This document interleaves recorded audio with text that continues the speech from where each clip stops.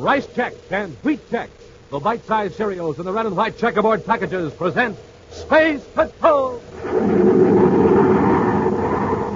High adventure in the wild, vast reaches of space. Missions of daring in the name of interplanetary justice. Travel into the future with Buzz Corey, Commander-in-Chief of the Space Patrol. In today's transcribed Space Patrol adventure, Buzz and Happy are trying to get out of a huge castle on the planet Venus where Polydor is holding them prisoner. The two Space Patrollers are struggling to open a heavy door. Oh, it's locked. But in a castle this size, there must be more doors. Chances are Polydor has them all locked. Yeah, by electronic control. Hey, Commander, something smells strange. I noticed it, too. No, my eyes are burning. We've got to find Polydor and take our chances. He's flooding the castle with poison gas. We'll return in just a moment with today's exciting Space Patrol adventure, The Robot of Kenna. Hi, gang. Captain Dick Tufeld and... The Man from Mars. Reporting to you on... The Man from Mars Totem Head with... Magic Forehead Vision. And, gang, this is the very last time we can offer you this terrific totem head on Space Patrol. So you better hurry. Get your box tops and quarters in the mail right away. Space Patrollers, this is Cadet Happy. Alias the Man from Mars. And Smoking Rockets, get yourself a totem head. Put it on, and you can be a man from Mars, too. With magic forehead vision and two faces, one in front and one in back. Play neat tricks on your pals with magic forehead vision. You can see them, they can't see you. Works like a pair of X-ray eyes. With those two faces, you're coming and going both at the same time. And jumpin' Jupiter. The totem head is more than 12 inches high in real Martian colors. Red and yellow, green and black. Fantastic ears, nose, teeth, and a swell pointed head. But remember, this is the last time we can offer it. So send for yours today. Cadet Happy. The Man from Mars. Is right, Space Patrollers. So for every totem head, send a Rice Chex or Wheat Chex box top together with your name and address to Space Patrol, Box 686, St. Louis, Missouri. And don't forget your 25 cents. That's Space Patrol, Box 686, St. Louis, Missouri. And now today's Space Patrol adventure, The Robot of Kenna. The Secretary General of the United Planets has just sent a spaceophone message from Jupiter asking Commander Corey to deliver some important documents to the Secretary's daughter, Carol. Right now, Buzz and Happy are in the Secretary General's home on the man-made planet Terra. The commander hands the sealed pouch to Carol. Since you're going to Jupiter in your own ship, Carol, I think it'd be a good idea if I assigned a Space Patrol agent to go with you. Surely no one but Father, you and Happy know that I'm carrying the papers, so what's to worry about? Lately, a lot of things we thought were secrets turned out to be otherwise. He means Polydor, Carol. Oh, Polydor. I'm sure he's after more important information than what I'm taking to Father. Carol, there's information in this pouch that could be worth millions of credits. And Polydor isn't the only crook who'd like to get his hands on it. Buzz, you sound so serious. I just want you to realize that with those papers in your ship, it's no longer a pleasure trip. It's government business. Of course. Well, don't worry. I'll get them to Dad at the governor's conference. Buzz, did Father suggest a bodyguard for me? No. If he had, there'd be one aboard your ship, and no argument. I suppose an escort would be a tip-off if this was an official trip. Yes, it would, since you usually make space trips by yourself. That's another reason I'm not insisting. Well, Hap and I'd better be going. Oh, do you have to? It's getting close to 2200, Carol. Isn't that when you were planning to blast off? Golly, Moses, I had no idea it was so late. I still have some last-minute packing to do. Of course. Come on, Hap. Yes, sir. Have a nice trip, Carol. Oh, thanks, Happy. Goodbye, Carol, and be careful. Goodbye, Buzz. And thanks.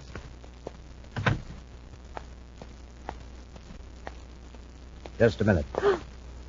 Did I startle you, Miss Carlyle? What are you doing here?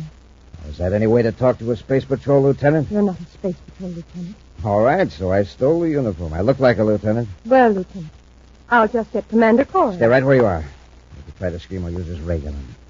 Who are you? What do you want? Why, I'm your escort. I'm going to get aboard your ship with you at the spaceport. You must be out of your mind. All I have to do is... You were about to say that all you have to do is signal the guards and they'd grab you. Isn't that right? I advise you not to try it, Miss Carlyle. If anything happens to me, I have friends on Jupiter, where your father is. You wouldn't dare harm my father. Come, Jethro, you're wasting time. What was that? One of my friends. He's on another planet, but he can see and hear us perfectly. Polydor. Yes. Jethro, take the girl into documents and hurry. Where's the voice coming from? From a small device called a detectoscope. When your father had this room redecorated last week, one of the workmen installed it. In all this time... I've heard many interesting conversations, Miss Carlyle. Your father has such important guests. Come, Miss Carlyle. If we're noticed at the spaceport, it'll merely appear that a Space Patrol officer is escorting the Secretary General's daughter to Jupiter. Elsewhere, in the Coronine Mountains of Venus, hundreds of miles from the nearest city, stands the Castle of Kenna. It was built during the 25th century by a wealthy space merchant as a showplace to entertain his friends in interplanetary commerce and society. Now, 5 centuries later, it is a deserted, crumbling ruin. It is here that Jedro has brought Carol. Here she is, Polidor. Welcome to Borcana Castle, Miss Carlyle. Jedro, did you have any trouble? No, but I'd better camouflage Carol's spaceship. Yes, and later you can move it into the hangar under the mountain. Miss Carlyle, do you know who I am? You're a criminal who calls himself Polidor. Yes, and you are one of the few people in the universe who have met me face to face as Polidor. As Commander Corey now knows, I'm Rudolph Janet, retired research chemist and amateur astronomer. I'm not the least interested or impressed. Aren't you curious why you were brought here? No. Of course you are. By bringing you here with the documents, I have a powerful control over Commander Corey. What do you mean? Isn't it obvious? To ensure your safety, Corey won't be quite as reckless in his efforts to capture me. Then you're going to let him know you abducted me. No, I'm going to lead Corey into a trap. Jedro, Yes, Polidor. take Miss Carlyle's identification bracelet. See that it's delivered to Corey at the Terra headquarters according to Penn. Right. And now, Miss Carlyle, after I lock you in your room, I'll set the stage for Corey's downfall.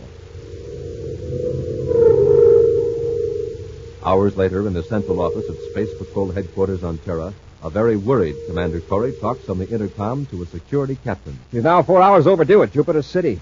All private commercial ships have been alerted, sir, just as you ordered. So far, report negative. I talked to the space control operator who checked her out through the airlocks last night. Her ship blasted off on schedule. Yes, I know. I talked to the gate patrolman who saw Carol get aboard with her bodyguard. Commander, here's... Just a minute, Captain. Captain, what did you say about a bodyguard? I said I checked with the gate patrol at the spaceport. I found a man who saw Carol board her ship with his space patrol lieutenant. Carol was going alone. I didn't assign an escort. What? Captain, get hold of the gate guard. Get a description of that lieutenant and check with personnel and operations. Alert the officer locator section. Yes, sir. Corey out. Captain, you hear that? Yes, sir. That was one of our officers with Carol. He'll have signed out with space operations. Unless he's gone OPWL. We haven't had an off-planet without lead case in 5 years. I think that lieutenant was a phony, and a checkup will prove it. Oh, sir, this package is for you. A private messenger brought it. I'll look at it later. Who's it from? It doesn't say. It's marked urgent, personal, and official business. Hoping that happened. I'm getting out a special search plan on Carol. Yes, sir. Look at rockets, Commander, look. A girl's bracelet. Captain, let me see that. It's Carol's. Yes, sir. The identification bracelet her father gave her for her birthday. Let's see that piece of paper. Yes, sir. I have information that will help you locate Carol Carlyle. Through a set of circumstances, I was able to obtain this bracelet without the knowledge of her actual abductors. This puts me in a dangerous position.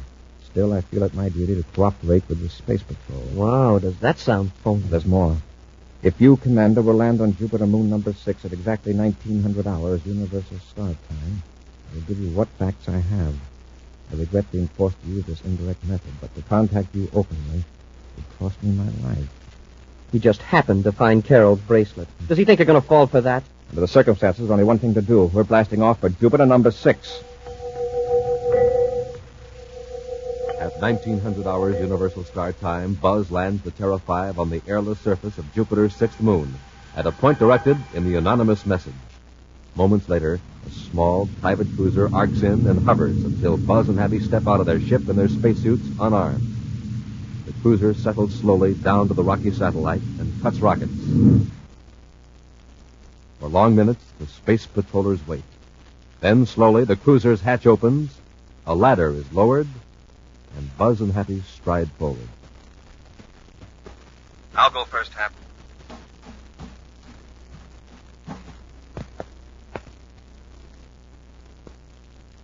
Commander Corey and Cadet Happy are aboard. Show yourself.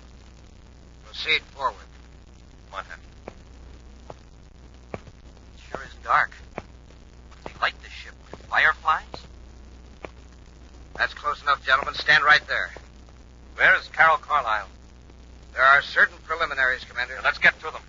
Close that hatch so we can open these face pieces and talk man to man. Our conversation can best be carried on as we are, in our spacesuits. You've got us at a disadvantage. You can see us, but we can't see you.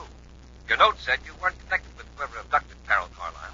That is correct. I am not. Then why are you wearing that one-way vision face piece? Yeah, and why the dim lights? Yes, for an innocent man, you're taking a lot of precaution. Please, if you'll listen, you'll understand.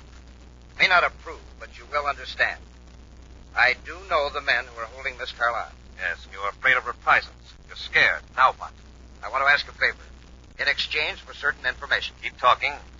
I have here on this small duty desk a bundle of currency. 200,000 credits. I want you to deposit it in the Terra Bank to the account of D.J. Whitney. Then if I promise to deposit the money, you'll tell me where to find Miss Carlisle? Yes. Now will you deposit the money? Uh-huh. If you can prove that Carol is safe. That's easy. Spaceophone has been on since you came aboard. Polidor, put the girl on. Polidor. We might have known it. Carol, this is Buzz. Can you hear me? Yes, Buzz. Watch what you say, all of you. Are you all right? Have they harmed you? No, I'm all right. Sounds like Carol. Buzz, it's a trap. They're going to frame you. Listen. That's enough of that. Polidor's got Carol, but we've got you. Is that so? Commander, he closed the hatch. Open it. We're taking you to our ship. You are? Shove him heavy. I've got him. Oh! That takes care of the cadet. Now, Commander, you're next. I'm going to open that face piece of yours and give you That's your match this time, didn't you, Corey? I'll just pick you up, slam you against the bulkhead. Just like babies. Now I'll haul you boys back aft and blast off for Venus. We'll return to Space Patrol in just a moment. Totem poles, and more totem poles. Tall ones, small ones, middle-sized ones. In every Space Patroller's backyard, they're going up. All of them made out of those super scary, super spooky man-from-Mars totem heads, stacked one on top of the other. Say, gang, how about yours? Have you started building your totem pole yet? Well, if not, you'd better hurry, because today is positively the last time we can offer you on Space Patrol the terrific Man-from-Mars totem head. Yes, sir, today is the last day I can tell you about the fantastic fun you can have with the Man-from-Mars totem head and Magic Forehead Vision. That's the special secret vision plate on each totem head. When you wear it, you can see out, but nobody can see in. Colored red, yellow, green, and black, the Man-from-Mars totem head is more than 12 inches high, with a face in front and a face in back. 2 pointed ears, 4 weird eyes, a beak-like nose, and fang-like teeth. Get 1 or 2. Wear them one on top of the other. Fool your friends and scare your pals. And remember, you can see them, but they can't see you with Magic Forehead Vision. So get lots of totem heads. Stack them one on top of the other, and you have an honest-to-goodness totem pole to guard the door to your room or the gate to your backyard. But send for them right away, because today is the last time we can offer you the Man-from-Mars totem head. So for every one you want, send a Rice Chex or Wheat Chex box top, together with your name and address, and 25 cents in coin, to Space Patrol, Box 686, St. Louis, Missouri. Don't forget your 25 cents. That's Space Patrol, Box 686, St. Louis, Missouri. This offer good only in the USA and may be withdrawn at any time. And now back to our Space Patrol adventure, the robot of Kenna. Carol Carlisle has mysteriously disappeared on a space flight to Jupiter.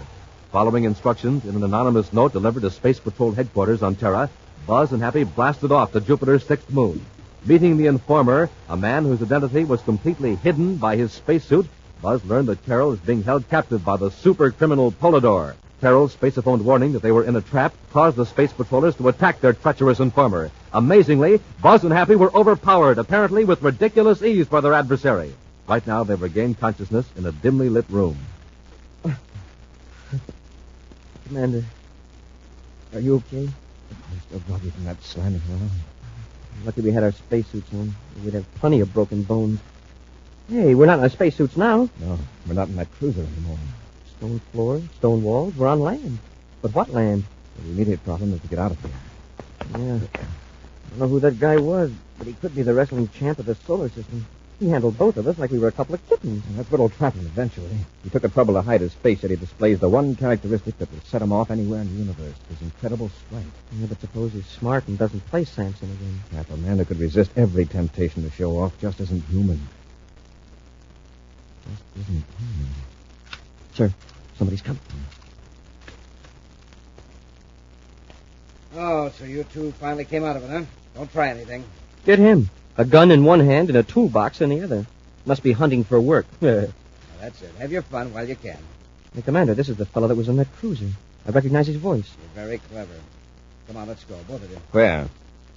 Volador wants to talk to you. Here, Cadet, you lug this tool case. Me? I don't know whether I can. If it gives you trouble, well, I'll try it. It's not so heavy. Out the door. You first, Cadet. Now, Corey. Now what? Drop that gun! I'll get it, Commander. Met your match this time, didn't you?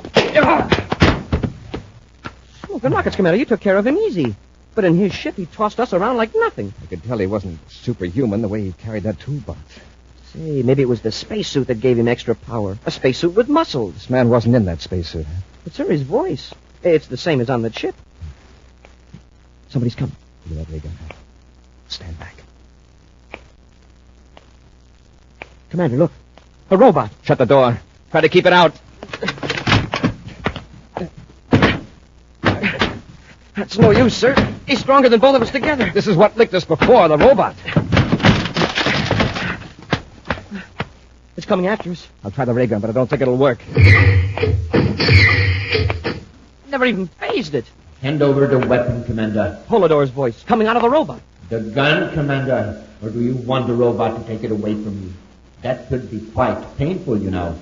Okay. Catch.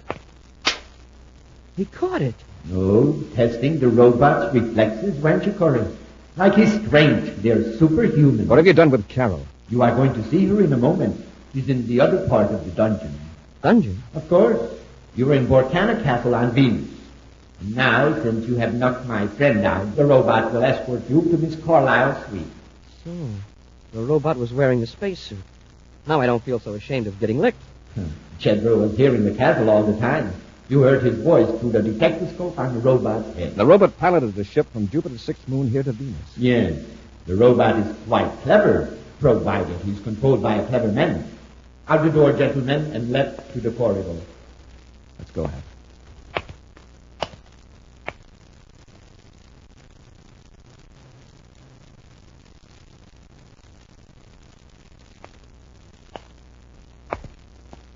Unbolt the door, Corey, and go in. Hush, Captain. It's my fault you're here. Take it easy, Ken. Polidor didn't get rough with you, did he? No, I'm all right, but I shouldn't have warned you. Forget it. Happy and I would have tackled this robot anyway. Sure. That's such an ugly, horrible thing. Yeah, it looks better in a spacesuit. The robot is designed for utility, not for beauty. It's Polidor's voice. Yeah. I'm getting used to hearing his voice boom out of walls, spaceships, and now this animated ash can. Gus here. Gus. The robot. If he's going to be around, he ought to have a name of his own. Gus the robot. Somehow it fits his personality. It's time we got down to business, Corey. Fine, but let's talk man to man, not through this mechanical monstrosity. Yeah, and this dungeon is cold and damp and reeks of paint. It's giving me a headache. Fine place to put the Secretary General's daughter in a room full of paint cans. If you cooperate, you won't be here long. The paint, incidentally, is to be used on my spaceship. I find it necessary to change markings and identification numbers. Don't you know that's illegal? We're wasting time. Between the three of you, I should learn some interesting facts about the Space Patrol and government plans. You're still wasting your time. Remember the robot. He can be very persuasive. Corey, we'll start with the Space Patrol code system. Come, I'm waiting. Well, this is going to take some time. I think I'll pull up a can of paint and sit down. Oops. The lid's loose on this one. Let me see that. Sure. Here, Commander. Corey, what are you going to do with that can of paint? Black paint, not too thick, not too thin. Stand back, Carl, away from Gus. Paint isn't going to stop this robot. No, but it'll slow him down. Wow. All over Gus's head and down his front. I can't see. Confound you, Corey. Now, I'll put the empty can over his head for good measure. Oh, look out, Buzz. Don't let him grab you. Cap, the robot dropped the ray gun. Get it. Let's get out of here. Yes, sir. Get for this, Corey. Come on, Carol. Pull that door shut and throw the bolt. That was close. I can still hear Gus stamping around in there with a can on his head. That was a great idea, Commander. Before that robot will be any more use, pull it over. We'll have to get the can off its head and wipe the paint off the detectoscope. Poor Gus, just like a blind Samson. Poor Gus, my eye. He's a walking pile driver. Carol, do you know how to get out of this castle? They brought me down that stairway over there. Come on.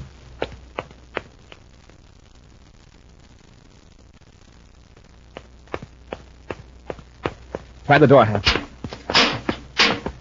That's locked. A castle this size, there must be more doors. Chances are Polidor has them all locked. Yeah, by electronic control. I was hoping to get Carol to a safe place and then search this castle till we found Polidor. Buzz, something smells strange. I noticed it too, sir. My eyes are burning. Yeah. Polidor's flooding the castle with poison gas. Now we've got to find him. Buzz, Carol, and Happy rush through the bleak corridors of the huge castle. They try door after door. All are locked. And each moment, the toxic vapor becomes more and more unbearable, burning their lungs, making them gasp for breath. Right now, they're painfully groping their way down a dimly lit corridor near a winding stairway. Even if we do run into Polidor, how are we going to handle him? I can hardly see. He'll be in the same fix we are. He's probably shut himself up in an airtight room waiting for the gas to finish us. The coward. He knows we've got a gun now, so now he won't... Happy, listen. Somebody's up the stairs. Must be the central stairway of the castle. It goes up to the tower and down to the dungeon. Say, if we go up, we can get away from this gas. Look up there. About 4 flights. There are 2 of them. They're wearing spacesuits. Polidor and Jedro. So that's how they're avoiding the gas. Door up there leading outside. Yeah, I saw a shaft of light. If they don't lock it, we can follow them and get out of here. Look, something's wrong with one of them. Hey, look how he's staggering around. Maybe there's a leak in the spacesuit. Hey, that means that... Look, he's falling over the railing. The other one isn't even helping him. Stand back. He's going to drop down the stairs.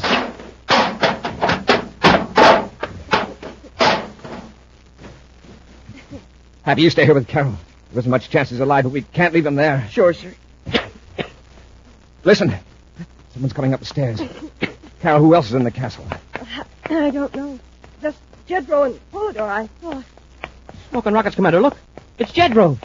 Yeah, it's me, but don't worry, I'm not. Get me out of here. Hey, wait a minute. You're here, and one of those men in the spacesuits was Polidor. Who was the other one? The robot. Yeah, that's the one that fell down the shaft. How do you know? Because Jedro made him fall, isn't that right? Yes. Polidor ran out of me, left me here to die, but I got this. It's one of the robot control mechanisms. Polidor had the other. We were fighting for control of the robot. Polidor up there and you down below. Yes. That's why he staggered. But why would he take the trouble to put the robot in a spacesuit? Perhaps to confuse us in case we caught up with him. And he figured Gus was more used to him now than Jedro. Come on. Let's go up the stairs and out that door. You can't. It won't open. Polidor had the only key. Well, maybe we can break it down. It's no use. You mean we're locked in this castle? Yes, Polidor thought of everything. We can't even shut off that poison gas. Got to break that door open. Jedro says we can't. Jedro, down at the bottom of the stairwell is something that might help us. The robot. Gus? He must be smashed in 1,000 pieces. Try that control, Jedro. Hurry. Okay, I'll cut it on. Might work at that. You see this little screen that just lit up? Yeah, it's the robot's shadow. Now, let's see if it'll move. Oh, his arms are moving. See if you can get him on his feet. Hurry, we can't hold out much longer. Hey, it works. Gus is walking. Once I get him started, he'll follow the railing right up the stairs. Come on. We'll go up to the door and wait for him.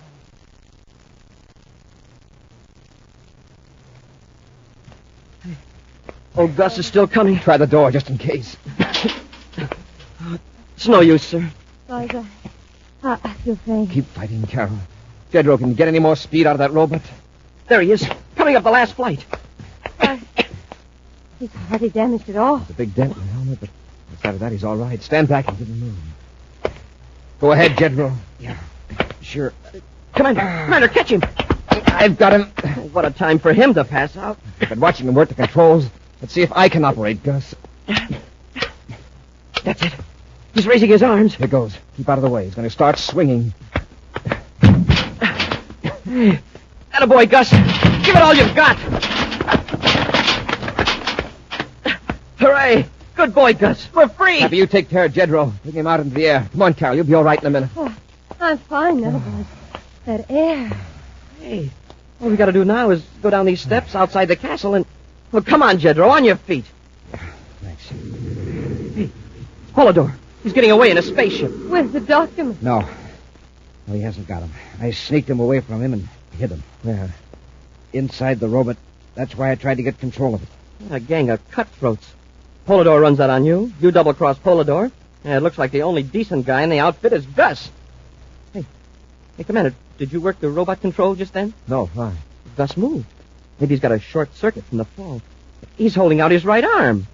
Happy. You just paid Gus a compliment. I think he wants to shake hands. Huh? Well, put her there, Gus.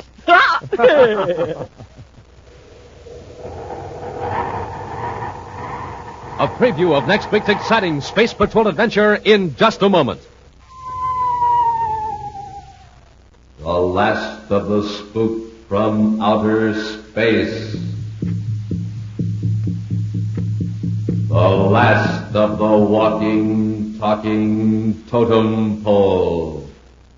Yes, Space Patrollers, this is the very last time I can tell you about the fun you can have with the Man from Mars totem head with magic forehead vision. Wear one and you're the spook from outer space. The totem head is 12 inches high from head to shoulders. And with magic forehead vision, you can see out, but nobody sees in. Wear two, and you're the walking, talking totem pole. You'll really look just like an honest-to-goodness totem pole, too, because each Man from Mars totem head comes in honest-to-goodness totem colors. Red, yellow, green, and black, with honest-to-goodness looking totem ears, nose, eyes, and teeth. And man, oh man, just wait until you get yours. But you better not wait, because you've got to send for yours right away, because this is the last time I can offer you the Man from Mars totem head with magic forehead vision. Now, for each one you want, send a Rice Chex or Wheat Chex box top, together with your name and address, and 25 cents in coin, to Space Patrol, Box 686, St. Louis, Missouri. Don't forget your 25 cents. That's Space Patrol, Box 686, St. Louis, Missouri. And now, a preview of next week's exciting Space Patrol adventure. Buzz and Happy, dressed as prospectors, are tramping across the great Martian desert toward Polidor's hideout. Getting closer.